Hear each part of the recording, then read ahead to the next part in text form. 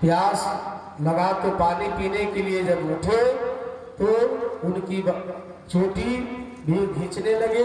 दोनों लोग आपस में खींचना शुरू किए, उनकी दाढ़ी उखड़ गई। वह उलाहना लेकर के यशोदा मैया के पास आई। मैया मैया लल्ला कहाँ है? यशोदा मैया ने कहा क्या हुआ? हाँ तो लल्ला आज तो गजब ही कर दिया। हाँ तो क्या किया? हाँ तो देखो ना, हमारे पतिदेव के दाढ़ी में हमारा चुटिया बांध दिया था। हमारे पतिदेव का दाढ़ी उखड़ गया है। और भगवान ने अपने लीलाओं के माध्यम से गोपियों के वहां जाना आना, माखन चोरी करना, एक टोली बना लिए और टोली बना करके और अपना लगे चुराने खाने।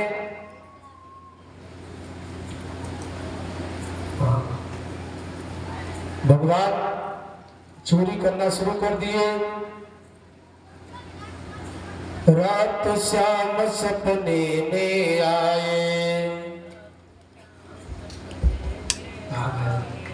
रात श्याम सपने में आए, भैया पी गए सर।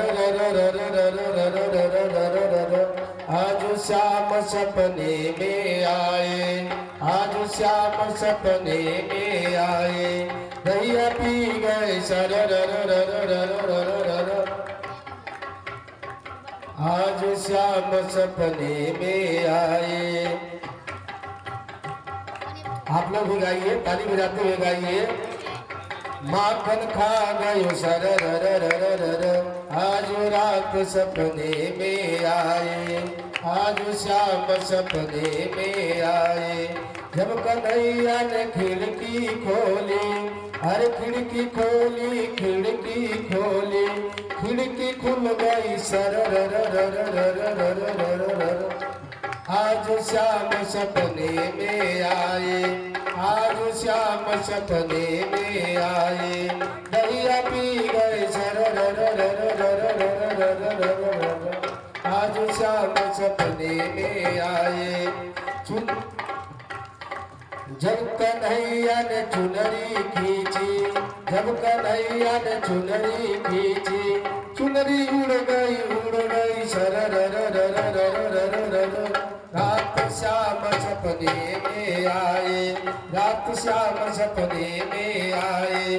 आज कन्हैया लीला भारी, आज कन्हैया लीला भारी, अरे लीला भारी, लीला भारी, अरे बंसी बजाग लीला भारी, बंसी बजाग लीला भारी। आज श्याम सपने में आए, दहिया पी गए सर। आज श्याम सपने में आए, आज श्याम सपने में आए, आज श्याम सपने में आए, दहिया पी गए सर। आज श्याम सपने में आए, दहिया पी गए सर। आज श्याम सपने में आए। इस तरह से जो है भगवान, देखिए जब भगवान कृष्ण से गोपियों का जब मुलाकात नहीं होता था तो भगवान स्वतः जाकर के गोपियों से मिल आते थे। एक दिन गोपियां मिलने नहीं आई तो भगवान ने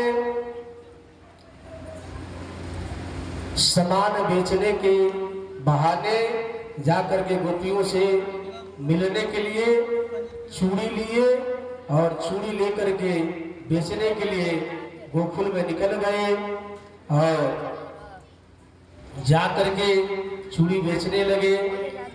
और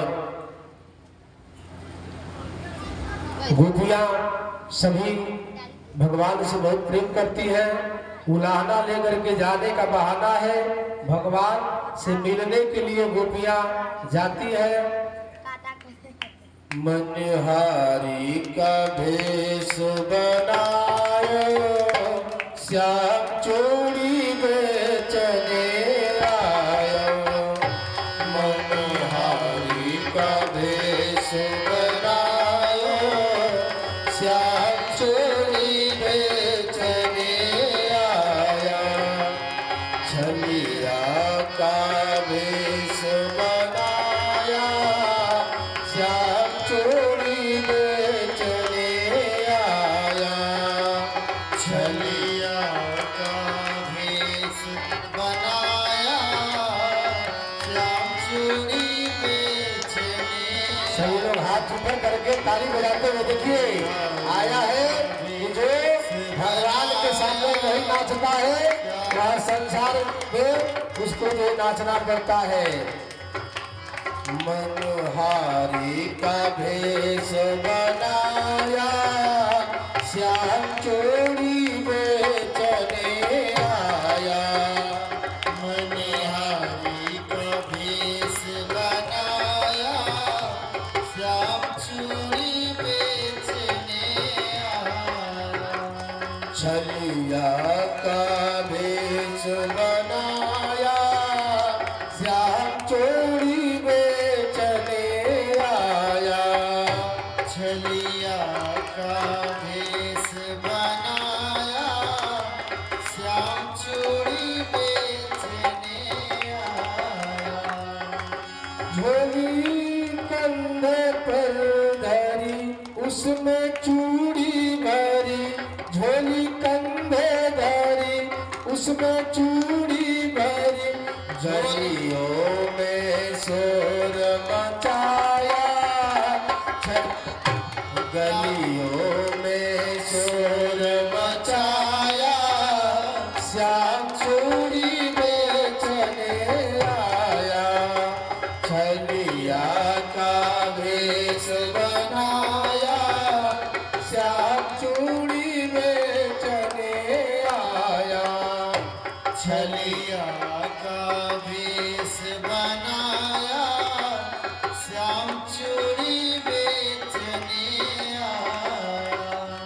राधा ने सुनी ललिता से कही राधा ने सुनी ललिता से कही राधा ने सुनी ललिता से कही राधा ने सुनी ललिता से कही मोहन को तुरंत बुलाया मोहन को तुरंत बुलाया श्याम चोरी बेचने आया मोहन का भेष बनाया श्याम चोरी बेचने आया मनहारी का भेष बनाया श्याम चोरी बेचने आया बनिहारी का भेष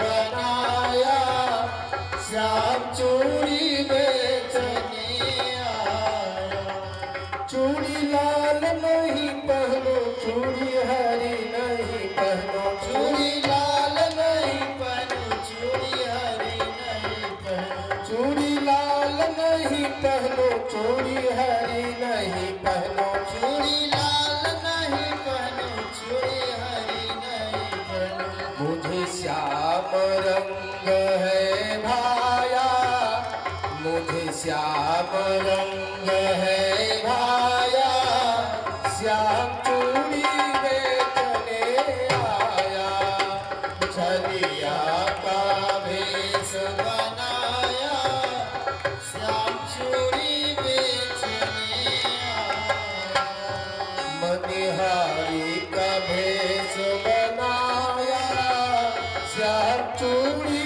बेचने आया मनिहारी का भेष बनाया श्याम चूड़ी बेचने आया राधा पहनने लगी श्याम पहनाने लगे राधा पहनने लगी श्याम पहनाने लगी राधा ने हाथ बढ़ाया राधा ने हाथ बढ़ाया श्याम चूड़ी बेचने आया छली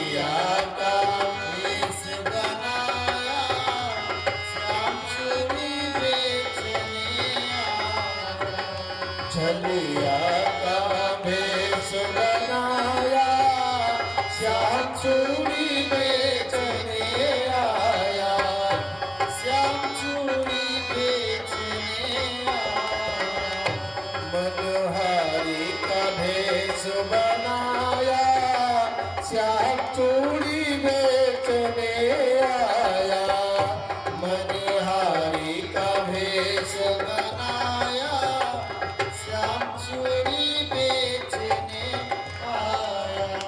राधा कहने लगी तुम छलिया बड़ी, राधा कहने लगी तुम छलिया बड़ी, राधा कहने लगी तुम छलिया बड़े, राधा कहने लगी तुम छलिया बड़ी।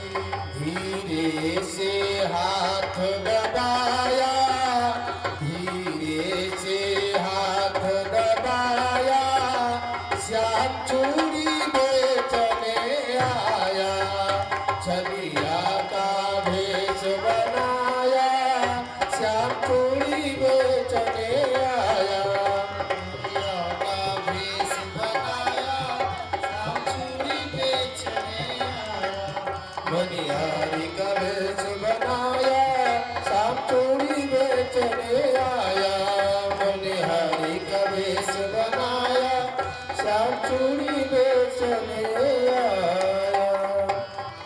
एक बार बोलो बाल कृष्ण भगवान की।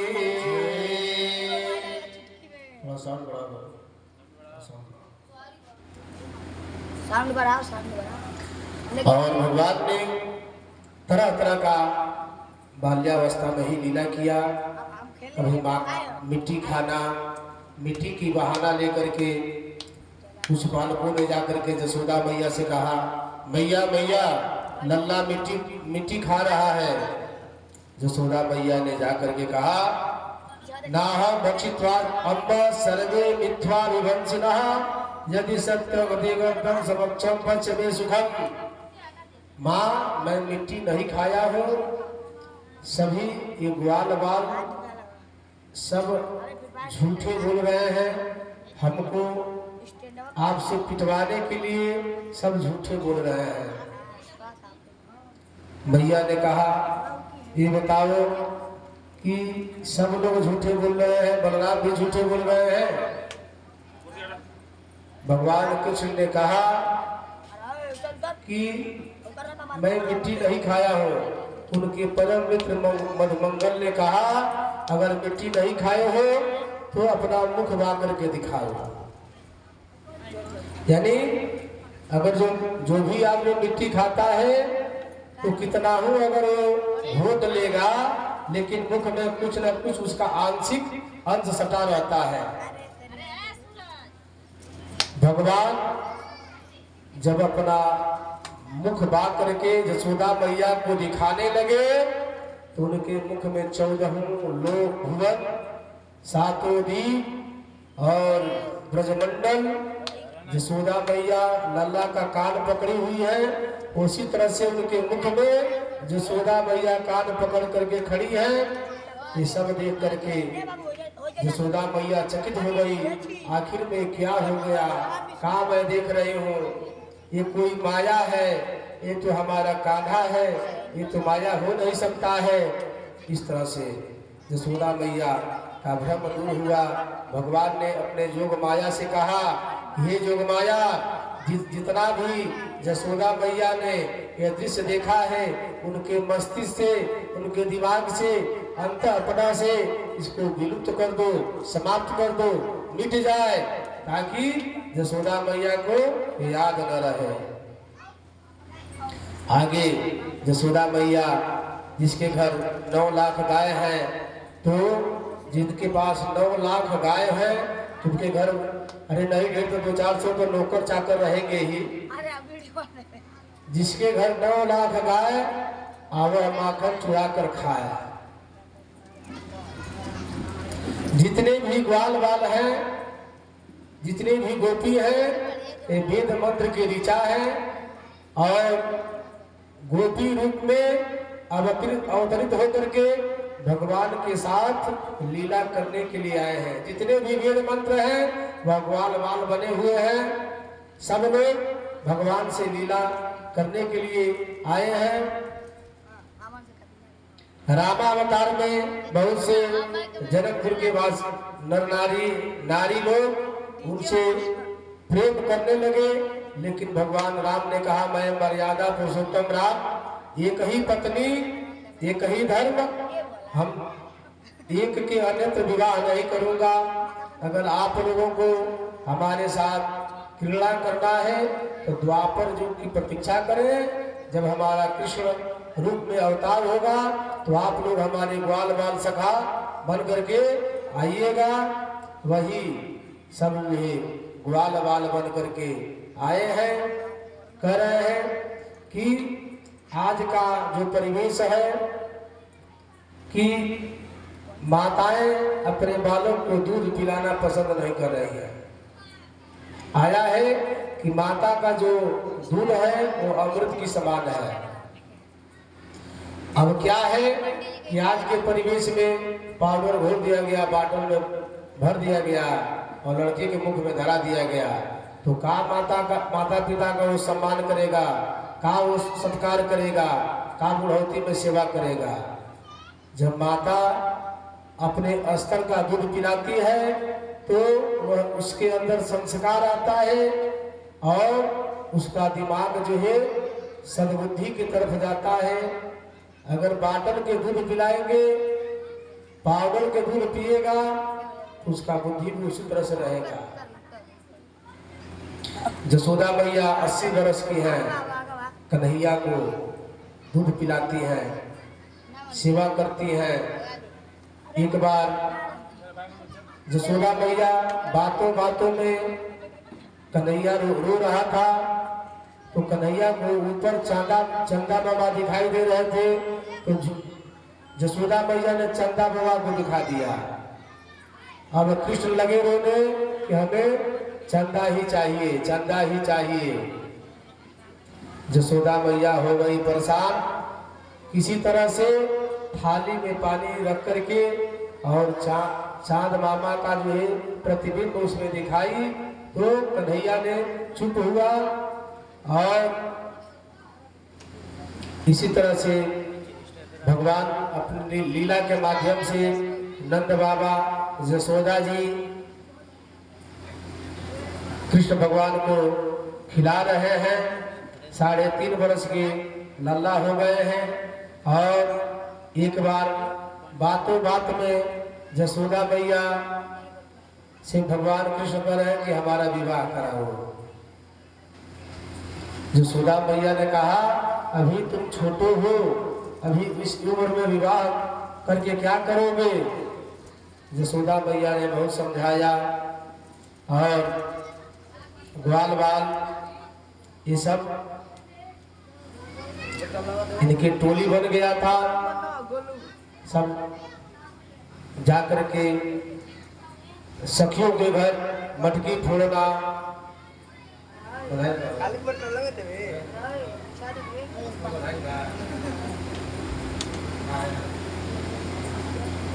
तो मटकी फोड़ना ये सब। एक बार कृष्ण भगवान रोने का नाटक कर रहे थे तो मुख में बहुत लोग मुख में उंगली लगा करके आंख में लगा लेते हैं ताकि अगला आदमी को पता चले कि खूब रो रहा है, खूब रो रहा है। भगवान कृष्ण ने भी यही किया, मुख में उंगली लगा करके और अपने ओठों पर गालों पर लगा लिए। जसोदा मैया समझ गई। सुखदेव जी परीक्षित से कहते हैं कि जो संसार को नचाता है, जिसके आगे संसार नाचता है, आज वह लल्ला अपने मटकी फोड़ दी। सोचा कि माता जसोदा हमें डांटेगी, मारेगी। और जसोदा मैया कहा कि उनको लगी पकड़ने, लगे कृष्ण भगने। और भगते भगते जसोदा मैया कृष्ण को पकड़ ली। पकड़ करके ओखल में बांधने का प्रयास करने लगी। ओखल उसका शाब्दिक अर्थ है, यानी ओखल है। तभी उसमें पहले लोग धान कूटते थे। बांधने लगी। जब भी बांधती थी तो 2 अंगुल रस्सी कम हो जाता था, छोटा पड़ जाता था, क्योंकि जो माधुर्य शक्ति है और ऐश्वर्य शक्ति, ये 2 अंगुल कितना ही रस्सी जोड़ती थी 2 अंगुल छोटा हो जाता था। भगवान देखे कि कश्यप और अदिति रस्सी बन करके आए थे लोग। भगवान ने कहा माता जसोदा बहुत परेशान हो रही है, अब बढ़ जाना चाहिए। माँ जसोदा उनको उखल में बांध करके और अपना काम करना शुरू कर देती है और धीरे धीरे ओखल को डगराते डगराते उनके दरवाजे पर पेड़ है जमलार्जुन, जो नारद जी के श्राप से वह जड़ हो गए थे। जमलार्जुन अशोक का ही पेड़ है। भगवान ने दोनों पेड़ के बीच में ओखल को डगराते डगराते लेकर चले गए कि होली से स्पर्श हुआ, पेड़ जो है जमलार्जुन का धड़ाम से गिर गया और उसमें से 2 राजकुमार निकले और भगवान के हाथ जोड़ करके प्रार्थना किए कि महाराज नारद के श्राप से आज हमें मुक्ति मिल गया। और वहां से सभी लोग दौड़े दौड़े आए, जसोदा मैया भी आई, कही कि अरे ये कैसे हो गया। और वहां से जसोदा मैया नंद बाबा विचार किए कि यहाँ जब से कन्हैया आया है, जब से जन्म लिया है, तब से कोई न कोई उपद्रव हो ही रहा है, तो क्यों ना यह जगह छोड़ करके हम लोग वृंदावन चले चले। तो वहां से गोकुल छोड़ करके वृंदावन के लिए प्रस्थान इन लोग कर दिए। सभी लोग अपने घर का सामान छकड़े पर लाद करके वृंदावन के लिए सब लोग वहां से चल दिए। वृंदावन जाने लगे लोग। वृंदावन में सुंदर वन है। वृंदावन जो तुलसी का पेड़ होता है ना, तुलसी के पेड़ को ही वृंदा कहा गया है। वृंदा ही तुलसी हुई है, यानी तुलसी का वो बागीचा है। बड़े सुंदर गोवर्धन पर्वत है, वहाँ जमुना जी का पावन किनारा है। वृंदावन में वहाँ सभी लोग जाकर के बस गए और वृंदावन में सब लोग रहना प्रारंभ कर दिए। और धीरे धीरे धीरे धीरे एकाकिया कंस ने अपने राक्षसों को भेजते गया। इधर भगवान ने बत्सासुर का भी उद्धार किया। आगे गोविंद ने असंख्य बछड़ों के बीच में बत्सासुर को कंस ने भेजा था। वो बछड़ा बन करके बछड़ों के बीच में घूम रहा था और बलराम जी ने उसे खोज करके और उसका पूंछ पकड़ करके पृथ्वी पर 7 बार नचा करके आसमान में फेंक दिए। बत्सासुर का भी उद्धार हो गया। आगे कंस ने बकासुर को भेजा मारने के लिए। बकासुर आया, बकासुर को बलराम जी ने भी उसका भी काम तमाम कर दिया। आगे कंस ने अघासुर को भेजा, अघासुर का भी भगवान ने उसको समाप्त कर दिया। उसके बाद तकरीबन भगवान की उम्र 4.5 वर्ष की हो गई है और भगवान वृंदावन में इधर उधर अपना टहल रहे हैं। एक बार अघासुर अजगर बन करके आया, अजगर बन करके आया और अपना एक मुख का ठोर नीचे और दूसरा ऊपर करके और चुपचाप जिह्वा जमीन पर सटा करके और बैठ गया। सारे ग्वाल बाल गाय चराने गए हैं, देख रहे हैं कि ऐसा गुफा हम लोग आज तक नहीं देखे थे। ये बहुत सुंदर गुफा है।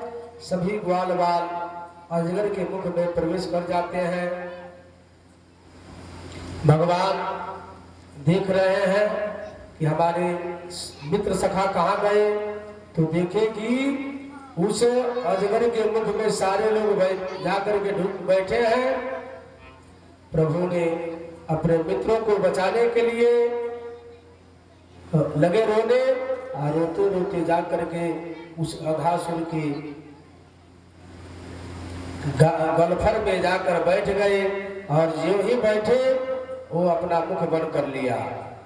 कहने का मतलब जो छोटा हो सकता है वो बड़ा भी हो सकता है। उसके अंदर बैठे हुए भगवान ने अपना आकृति बढ़ाना शुरू कर दिया, अपना शरीर बढ़ाना शुरू कर दिया, जिससे उसका शरीर फट गया। अघासुर को भगवान ने उद्धार कर दिया। आगे भगवान ने अपने मित्र मंडली को लेकर के गए थे घूमने खेलने के लिए। उनके जो पुरोहिताएं थी, उनके पुत्र थे मधुमंगल। मधुमंगल जी बहुत गरीब थे। सब ग्वाल बाल जब घर से जाते तो कुछ खाने का सामान लेकर के जाते थे। मधुमंगल ने बासी कढ़ी लेकर के गया था। कढ़ी सब लोग अपना बढ़िया बढ़िया सामान खा रहे थे। भगवान ने देखा कि मधुमंगल कढ़ी लेकर के आया है। भगवान ने मधुमंगल के हाथ से कढ़ी लेकर के खाना शुरू कर दिए। भगवान कढ़ी जब खाने लगे तो ब्रह्मा जी देखे, अरे कैसा भगवान है, हमको तो लग रहा है कि कोई छलिया है, क्यों न इसका परीक्षा लिया जाए। ब्रह्मा जी ने कहा किया कि जितने भी बछड़े थे सारे बछड़ों को ब्रह्मा जी ने ब्रह्मलोक में ले जाकर स्थापित कर दिया। जितने ग्वाल बाल थे सारे ग्वाल बालों को ब्रह्मा जी ने ब्रह्मलोक में ले जाकर स्थापित कर दिया। अब गोधूली का समय आया। कृष्ण ने देखा कि हमारे न गाय के बछड़े हैं न हमारे ग्वाल बाल सखाए हैं, आखिर में कहाँ गए। कृष्ण ने देखा तो ब्रह्मा जी अपने ब्रह्मलोक लेकर के चले गए थे। भगवान कृष्ण ने जितने ग्वाल बाल ब्रह्मा जी लेकर गए थे, जितने बछड़े लेकर गए थे, उतने ग्वाल बाल और बछड़े उसी तरह से बना करके और सबको जो घर लेकर के आए। इसी क्रम में 1 वर्ष तक ब्रह्मा जी अपने ब्रह्मलोक में रखे। ऐसा क्रम 1 वर्ष चला तो भगवान कृष्ण ने ब्रह्मा जी को समझाने के लिए ब्रह्मा बनकर के ब्रह्मलोक को गए। ब्रह्मलोक में गए, उस समय ब्रह्मा जी ब्रह्मलोक से बाहर थे। जाकर के ब्रह्मलोक के प्रहरियों से कहे कि देखो, अरे इस समय बहुत छलिया है, बहुत भेष बदल करके इधर उधर घूम रहे हैं, तुम लोग देखना अगर कोई दूसरा ब्रह्मा अगर आवे तो ब्रह्मलोक में उसको प्रवेश करने मत देना। वो सब कहे ठीक है, आप अंदर चलिए, बैठिए, हम लोग देख रहे हैं।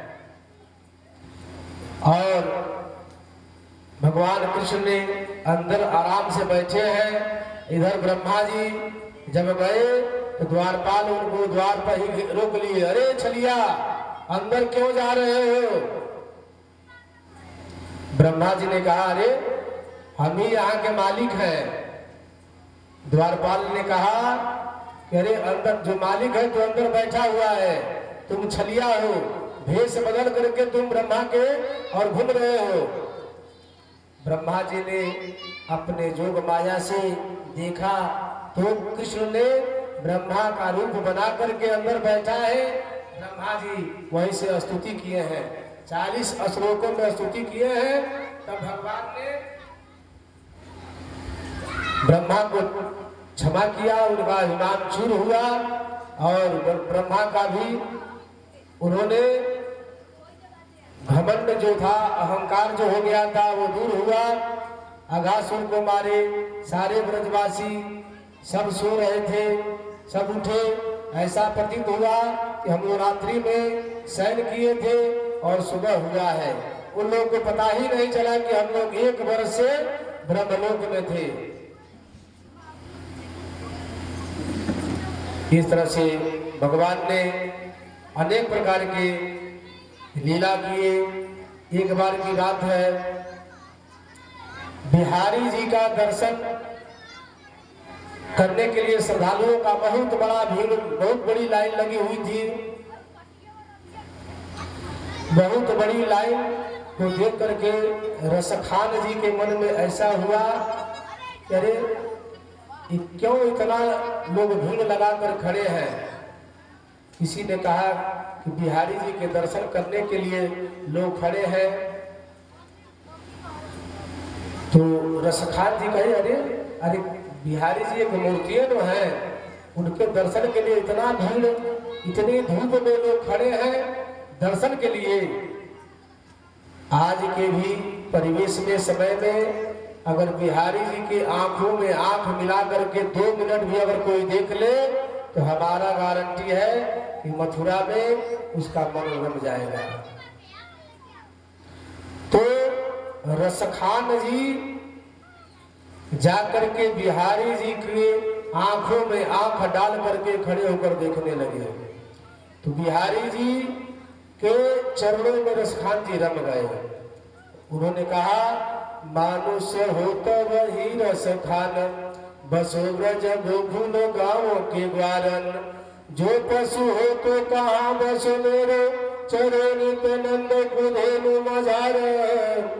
अरे यदि मनुष्य हो तो मैं इस ब्रज में मेरा जन्म हो, पशु पक्षी हो ये ब्रज में जो पेड़ पौधे हैं इन्हीं पर मेरा वास हो, और मैं पशु हो तो इसी ब्रज में मेरा जन्म हो, और यही गायों की बीच में मैं रहूं। और इस तरह से जो है रसखान जी रम गए। और भगवान ने विचार किया कि हमारा जिस उद्देश्य से अवतार हुआ है वो कार्य करना चाहिए। माता जसोदा से उन्होंने कहा मैया मैं भी बलदाऊ के साथ गाय चराने जाएंगे।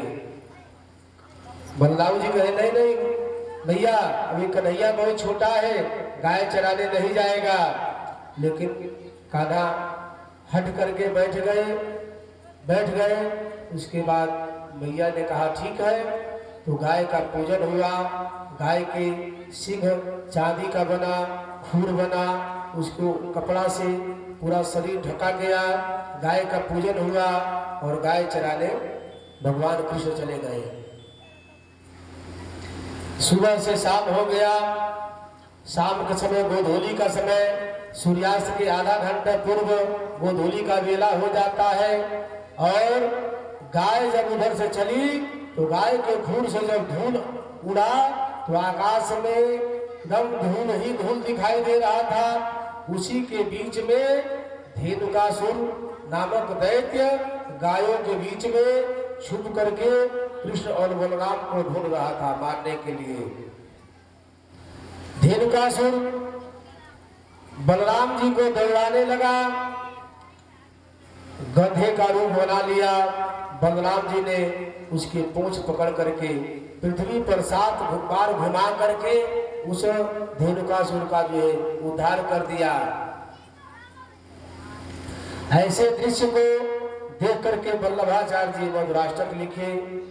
और मधुराष्टक लिखे कि हमारे जो कन्हैया हैं, कन्हैया जब आते हैं तो कन्हैया के परिचिन को देख करके सारे नर नारी उनको देख करके मनमुग्ध हो जाते हैं। ग्वाल वालाएं जब दर्शन नहीं होता है तो दर्शन के लिए किसी न किसी बहाना से आकर के भगवान का दर्शन करते हैं। वही वल्लभाचार्य जी मधुराष्टक लिखे। सभी लोग जिनको याद होगा वो भी बोलेंगे।